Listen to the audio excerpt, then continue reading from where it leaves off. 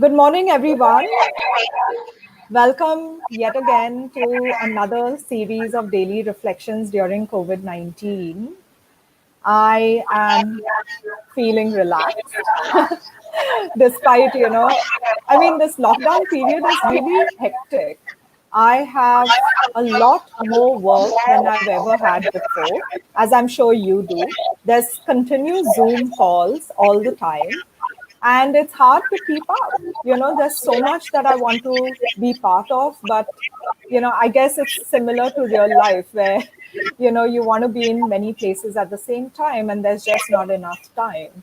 So I would say, pick what you want to watch, pick what you want to be part of, prioritize, and too bad if you can't make it for everything. You're not meant to be everywhere at the same time. Anyway, so I hope you're staying positive. There's still one more week of the lockdown. Maybe it might get extended, maybe not. We'll see. But in the meantime, you've been through this. 5 weeks are over. So stay safe, stay positive, stay at home, because it does show that if you socially distance, and we are privileged to be able to socially distance, it does flatten the curve. And this is supposed to be the peak of the virus and new communication. So, having said that, I have a guest with me, a wonderful guest, Smita Mankad. Hi, Smita. Good morning. How are you? Hi, Elsa. So good to see you. Where are you logging in from? I'm in Noida actually. So I'm at my parents' home. We're in lockdown. Haven't stepped out because they're in the vulnerable category. So just don't want to risk, exposing them to anything. So yeah, lots of family time, whether you like it or not. So,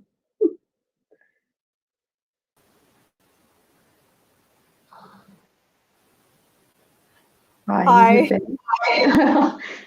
Sorry, I'm getting off, so it's a little crazy right now. Yeah, getting a bit of You're delay. in. Sorry, you're getting an echo. No, just a bit of delay in the sound, but it's okay. I think we can keep going. Okay, wonderful. So, you said you're in Noida at your parents' place. Yes, Okay, great. So, Smita, you're an independent director on corporate boards, and you're also the former managing partner at Fabindia. Can you share a little bit about your work at Fabindia? What did you do? I think it was really exciting, but I'd like you to explain what you did. sure. So I spent a long time at Fabindia. I was there for 12 or 13 years. I joined in 2002 when there were only nine stores. And then I got involved in kind of the decade of growth where we grew to over 200 stores.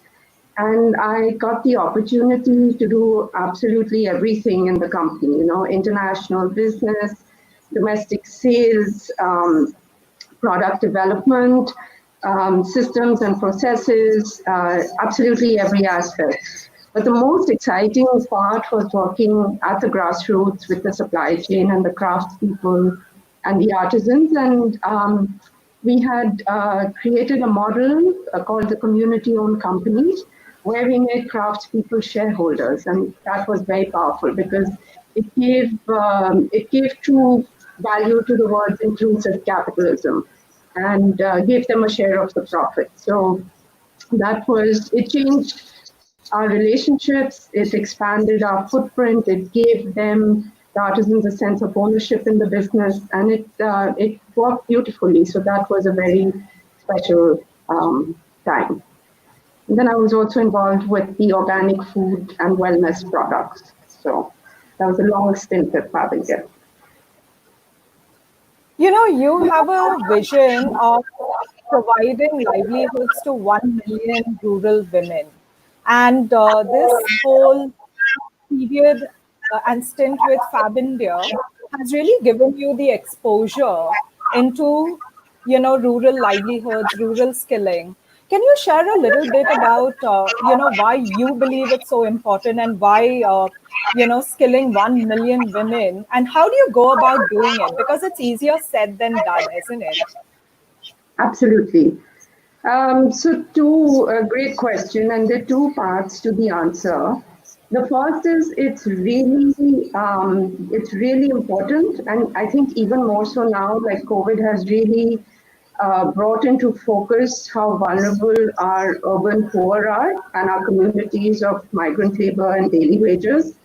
I've got involved with helping, the feeding initiatives, and the advantage in people being in their homes in rural India is that they have a roof, they have food, and if you can ensure them livelihoods and income where they are, then they don't need to move out of their homes and come to cities and not only live in terrible conditions themselves, but put enormous pressure on city infrastructure, which is hardly able to cope with it.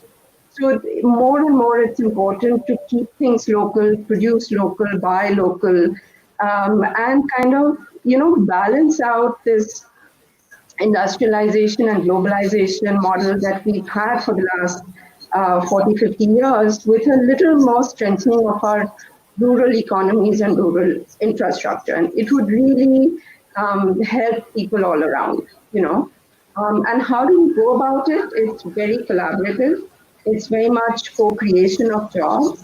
So the Women on Wings Foundation, through which we do this, actually partners with NGOs and social enterprises on the ground that are working and employ women. So the idea is to help them through mentoring, through access to markets, through access to finance, is to help them scale up and be sustainable so that they can continue to employ more women. So that's the model. There are about 35 or 40 partners that we work with on the ground and many, many more. So the idea is to really help them achieve their goal, and that's how we achieve our goal. A lot of corporate CSR money has been spent on livelihoods, and but it's not really translating into jobs. Do you have any reason why? Yes. For one thing, it's quite a fragmented outreach. I mean, there isn't a single plan or platform under which this is done. So livelihood initiatives are taken up in small pockets, and they do have a very good impact at a local level, but it's at a very small level. And given the nature of the spending of livelihood that is done there, it doesn't translate into a job as we know it. It's not like someone is setting up a factory where you're going to work. People look at offices and factories as jobs. But if you're working from home and you're a rural entrepreneur or an artisan or a farmer, it's not seen as a job. So I think partly there's a difference in the way we understand it. But as long as someone can work and feed their family and have basic health care in their homes, I would consider it a successful livelihood initiative. Wonderful. And you're also an independent director on corporate boards. And we know that in India, many companies do not really have women on their boards, even though it's a mandate. And if at all they do, it's usually a family member. Can you share more about how can women be a board member? Why is it important to have the diversity on the board? And what has been your experience? Thanks, Elsa. So I think I've been really lucky to be invited to corporate boards in blue chip companies. I'm with a number of Mahindra companies. When the policy in India changed in 2014, 2015, and there was the policy to have at least one woman director on boards of a certain size. And it's been amazing to enter at that point. But the reason I could enter at that point or be invited to sit on boards is because I had put in 20, 25 years of working before that across different industries and different experiences. having run my own board of a subsidiary at Fabindia, where I was MD, and knew how a board functions, was aware of governance processes, had very eminent people on my board as directors. I had board experience before I was invited. So the role, I think, of women as on these boards is vital, just because you need different perspectives, and without those perspectives, how can you take decisions any differently from the way they've been taken all this time? And if we want to change the status quo, you have to. And women, come on, women are 50% of the population. The representation has to be at every level. I mean, you need a seat, not only a seat at the table, but a voice at every table. So it's absolutely critical. I mean, one female director is just the beginning. I would love to see it moving up, and 50%. It really should be for 50% of the population. Why not 50% of the board? So it's vital. We just bring a different perspective. We think of things differently, collaborate more. The empathy is more. And I think we're conscientious. We put in the work, we read the papers, we come prepared, we take it seriously. So it's important to have these voices and these perspectives on the board. And I really hope more women make it there and make their voices heard. So if it's so beneficial, and I'm going to try this out because, there's an echo with the other, the other device. But, and that brings me to a lot of uncertainty, everywhere there's so much of uncertainty during COVID-19. Your laptop crashes and there's no Apple Store or a technician who can come and fix it. So you have to make do with, a generous friend's backup laptop as well as your phone. So I'm right now, trying to juggle several devices to make this happen. But this seems to be working. And I wanted to check that if, diversity on boards is so beneficial to all, and there are lots of women like you who are extremely capable, who've had a lot of experience, and even when you talk about experience, the experience has to start somewhere. Somebody has to give you that shot. I mean, in my corporate career, it was always that my bosses, and often they were male bosses, who spotted the potential in me, and they gave me the opportunities. So Absolutely. if it is so beneficial, then what is the reluctance to provide women these opportunities and fill these positions, which is mandated by law?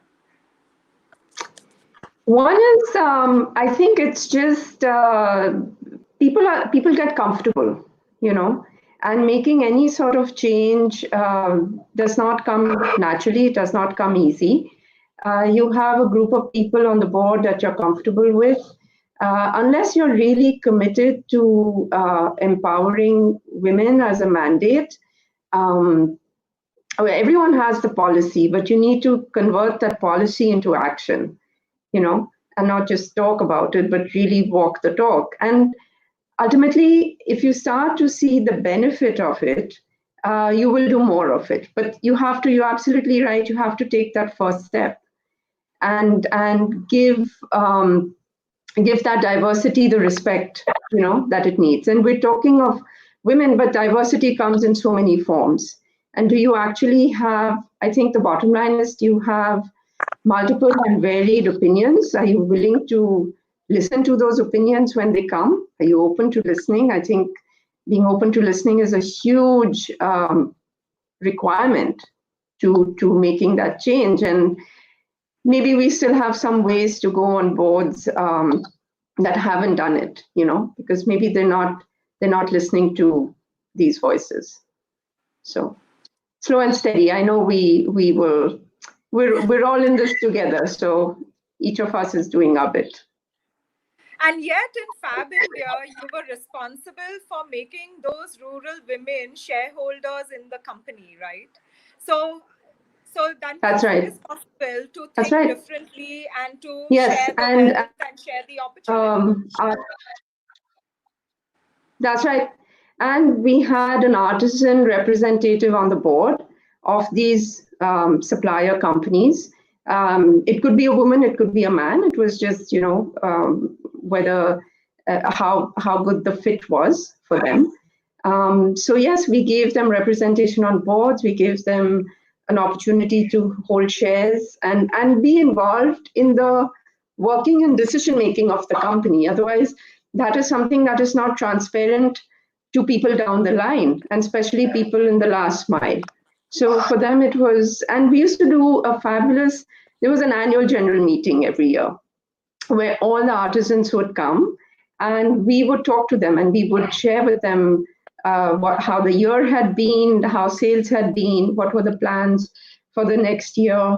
And it really made them feel connected and engaged, you know. Otherwise, no one in the management goes out and talks to people on the ground and tells them, this is what I'm thinking about for the company that you are a part of, you know. So that used to be a very powerful way to exchange ideas and really get to know the people on the ground. You know, both of us are Vital Voices leaders, and every year we have a mentoring walk where we are matched with, younger women entering the workforce or who aspire to enter the workforce.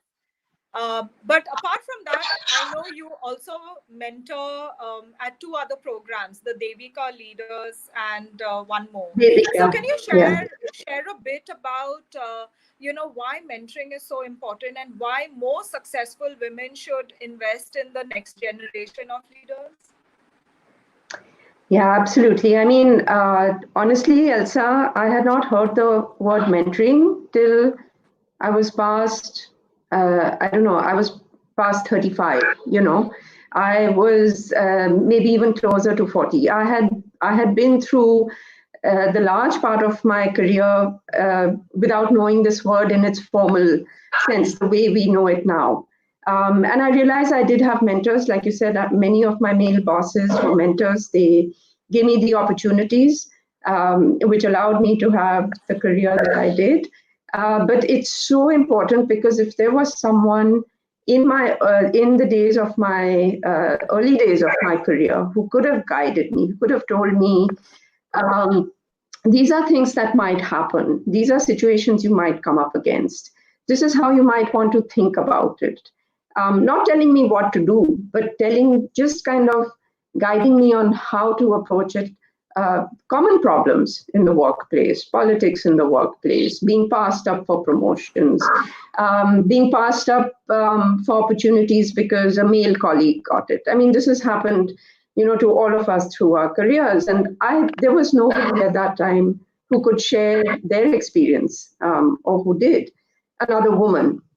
And I just feel I would have been so much the richer, for it. And that just being able to share and talk and pass on learnings and lessons, and sometimes just listening. I mean, again, I come back to the listening because often you just need someone to listen to you. You don't actually need an answer.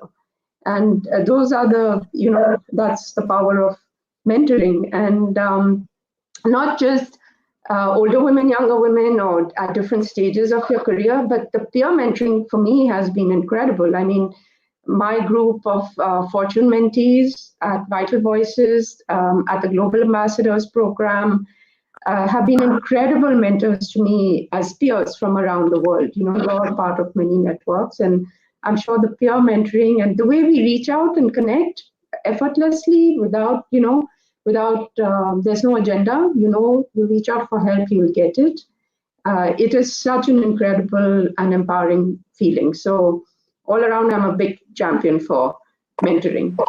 The more, the merrier. We have that in common too, the Fortune mentoring program. And for those who don't know it, the US State Department pick women leaders around the world who are mid-career and match them with a woman leader from a Fortune 500 company. And both Smita and I are part of that program. And for, I think, 3 or 4 weeks, we are in the US, mentored by this woman, and also we do a stint at their company. Mine is Johnson and Johnson. Which company were you a part of? So I went to two. I went to AXA Equitable, where I was with Barbara Goodstein, who was Chief Innovation Officer. And I was with Amex Open with Susan Sabot. And Amex Open used to give out loans to women-run businesses. So that was a really interesting stint as well, both in New York. So spent a month in New York, which was also fabulous. Yeah. Yeah. I mean, it's really amazing because, for example, Johnson and Johnson has, so many women leaders. It's, they have a woman CEO, but every single vertical, they have very strong women leaders. And I think if your company culture promotes women and gives them that opportunity, then it makes all the difference, and I felt that every one of them could be a mentor to my cohort. And Johnson is a really amazing company. It's been around for 100 years. They have something called the Credo, which their founder sat down and wrote one night. And in the 100 years, they have amended it just once to include fathers instead of just fathers and mothers to take care of their babies. But that credo has everything from environmental sustainability to corporate responsibility and responsible business in terms of a crisis. So I think it's really important. And when you look at today's papers and look at corporate India and all the scams and siphoning off taxpayer money through bank loans and all that, you wonder what where are we on the ethics scale and responsible business. And as an independent director, do you turn down opportunities where companies who are suspect with regards to ethics invites you and you don't want to compromise on your values? Let's talk a little bit about that, because it's really something to think about. And I have decided with Supreet that we will not work with companies that don't really match our value system. Absolutely. I mean, absolutely. And I think you're right. I have turned down offers to join boards where I did not share their value system or their culture. So yes, I've turned down projects where I know, that I would not be able to work with the kind of ethics or value system that the organization was promoting. So, but I think I'm in a very fortunate position, partly because there is a much greater awareness of this, and you take conscious decisions instead of just kind of taking up everything that comes along. But also, I'm now at this stage in a fortunate position to be able to choose, and I make those choices, and I think I value that because it really allows me to align myself internally and externally, and that's what brings peace of mind. So, and I can add value, because if I'm in conflict with the people I'm working with, I'm not going to be able to add any value at all, and so I really should not be there. So it works both ways. Yeah. And what does it have to do with your financial independence, for example? Sorry,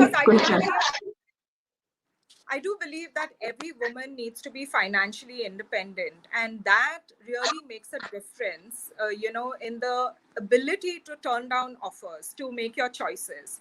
And, as a woman who had a long career in aviation, I invested my money well in the early days. And today I can, make my choices because of that, So maybe you can spend a little bit, and maybe that's one of the reasons why you want to give 1 million women a livelihood, isn't it? Yeah, absolutely. I mean, financial literacy and independence for women is both, being aware of your finances and managing them is vital. You're absolutely right. I have choices today because I am financially independent.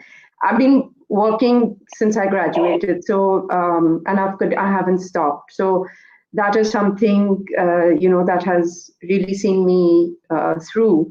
And absolutely, even at the smallest level, giving women in rural India livelihoods, even if it is a few thousand rupees a month, it makes such a big difference because it gives her self-respect. It gives her respect in her family and her community. She invests the money into the well-being, the health and education of her family, her children. So what she does with the money is quite different from what her male counterparts would do with the money. It goes back into the family, and it goes back into real things: food and clothing and shelter and education and healthcare. And this is where you want the money to go. So even at the tiniest level, 500,000, 2,000 rupees a month, all the way up to anything at all, it changes the way in which women can take care of themselves and their families. Thank you so much for sharing that, Smita. I wanted to understand, during COVID-19, everybody's struggling to stay sane and get into a routine and, stay positive. What have you been up to? So, well, like everyone else, my life, we don't have, so first of all, I just wake up every day with a huge sense of gratitude for the health and the roof and the food that we have. We're in a much better position than many people out there. Friends and family are safe. Our biggest problem really only is whether the internet is down or not. So, I got very involved with initially with just, I couldn't leave the house, during the lockdown at all. So it's really been, what can I do sitting at home? And I got very involved through different networks and through different circles, because I'm just part of so many groups, to start firstly helping reach out to older people who were living alone. Many were parents of friends who live abroad and could not reach, were not there to take care of their elderly parents. And then feeding initiatives of the daily wages and migrants when they started moving. So the first couple of weeks of lockdown were very, very busy, just connecting, helping connect dots, passing on information, getting volunteers to reach places where there was need. And along with some other friends and women in my LSR alumni network, we pulled together all the information and put it on one Google Drive and shared that link so that everyone could kind of access the information, whether it was helpline numbers, whether it was NGOs who were supporting, whether it was someone who had an e-pass who could go out and connect. So all this information and that drive is still up and running. We update it all the time.